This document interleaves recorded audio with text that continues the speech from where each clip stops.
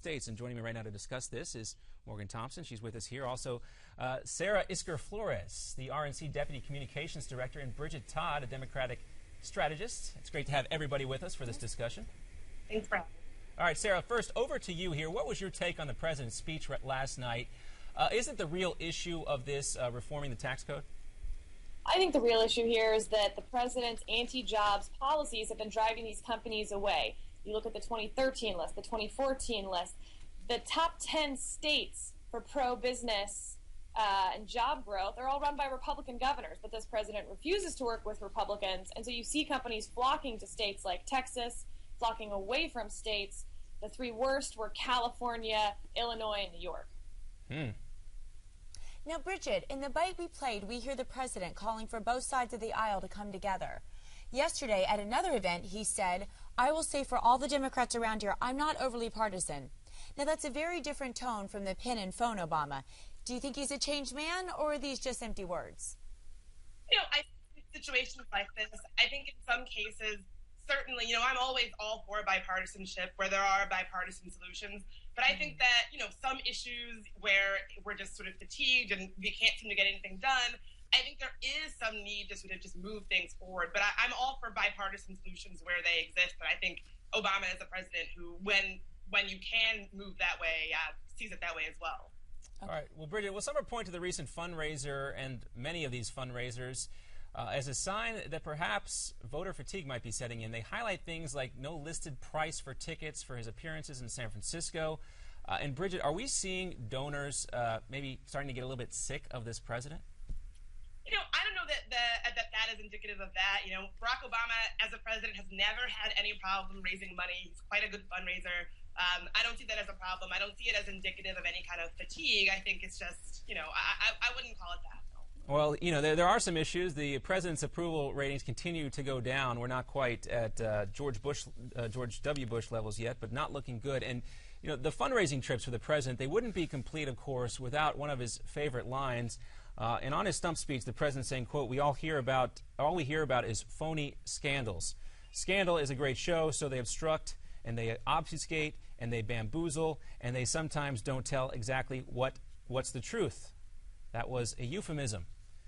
So, the president clearly wanting to weigh into these waters and dust it up a little bit with Republicans. Is that really a wise move with everything on the president's plate right now? I actually agree with the president in this situation. I think that we have legitimate scandals in our country right now. We have legitimate issues that folks would be right to be paying attention to. But I wonder, is every issue, every gaffe, every speech something that needs to be, spun around in the media cycle for weeks? Probably not. When we have real scandals, real things we should be focusing on. Well, Sarah, I wanted to ask you something else about what the president said yesterday. You mentioned those states, California, Illinois, the president's home state, others, having a lot of trouble. A lot of the economic growth in this country is coming from places like Ohio and Florida and Texas who have Republican governors. But the president also mentioned yesterday, he brought up the issue of minimum wage increases, saying that states like Maryland, who have raised the minimum wage or are talking about it, have seen a job growth boom of sorts. What was your take on the president's comments? Well, I think that Republicans in particular see the minimum wage as a starting point. We want people getting high-paying jobs, and the president's inability to see anything beyond minimum wage for job growth when we have a 1.7% economic growth, that's hurting working families. The minimum wage isn't going to fix that. We need him to step up to the plate and work with Republicans to actually implement pro-growth policies so that we can get people into better than minimum wage jobs. Now, Bridget, we also want to talk about Paul Ryan's poverty plan. Slate says the plan is paternalistic. They write in Party that many liberals may have preconceived notions about Ryan. You might think he's a wild-eyed Ayn Rand devotee hell-bent on dismantling the safety net, and that the top action item on his daily planner is to give to the rich and take from the poor, like a cackling reverse Robin Hood. What would you say to that? So I've actually read the piece, and I think that, I think you might be surprised by my take on it. The piece actually makes this great point about Ryan's plan, that he's actually talking about the poor, which is sort of a step in the right direction. Mm-hmm. The idea behind the piece is that the poor need very sort of common sense policies that's going to help them. They don't need paternalism. They don't need to have their hand held. They need dignity. And I think that even the fact that Ryan is sort of just talking about this and making a plan for this, I think is a good thing. I'm not someone who's very cynical. I think that Ryan actually is interested in helping the poor. I'm not someone who thinks that he's this sort of caricature of a rich guy who hates the poor. I think it's the fact that he's even talking about it is great. Mm-hmm. Well, there you go. I mean, of course, we're always hoping for a little conflict, and we're not going to get any on this issue here, guys. But let's talk a little bit more about Ryan's plan here. And, Sarah, I want to go to you because Ryan has, as we mentioned, been criticized in the past. Slate brought that up in the article here. But this is something that the Republican Party certainly needs to discuss. Closing the income gap, making sure the middle class feels like they have a way forward. Is Paul Ryan, is he kind of gaining his feet here and understanding a better way to broach this issue with the American public? I think he's a great messenger for this. He's been traveling around the country, really listening to people, hearing what's going on. It's not just an income gap that we have, it's an opportunity gap. And like he said, he may not have all the answers, but he wants to start a conversation, and I think that is a great start, and I think Americans are going to see some great ideas. Sarah, going to you first since we have you. I'm curious to know, we keep hearing about the disappearance of a middle class. Do you think that's true?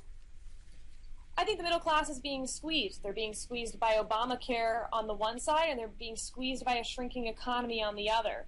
I don't think America can possibly be a strong country if we don't have a strong middle class. Mm-hmm. But we've got to get things back on track, and the president jetting off to fundraisers while the economy isn't growing and we have, massive world conflict, and he's getting a burger and photo ops, doesn't seem to make a lot of sense to me. Well, Bridget, I can't let you get away with that eye roll without having you check in for folks at home. And of course, you're a Democrat, so we like these eye rolls. But go ahead, weigh in. What was that eye roll all about?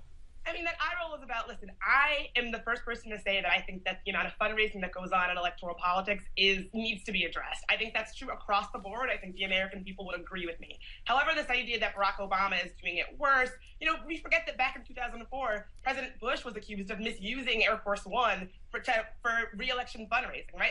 This idea that Barack Obama is the first president to ever do a lot of traveling for fundraising while in office is just absurd. And Sarah, I want to get your take on this because when I look at this, I'm with Bridget here. I'm kind of maybe disgusted by all the fundraising that goes on, but not necessarily disgusted at the president for doing it. And what I see happening right now with all these pundits talking about this and criticizing the president for these fundraising swings is a bunch of sound bites that are going to come back the next time we have a Republican in office, and where they're going to do the same thing, because this is really the reality of our political system today. Do you disagree?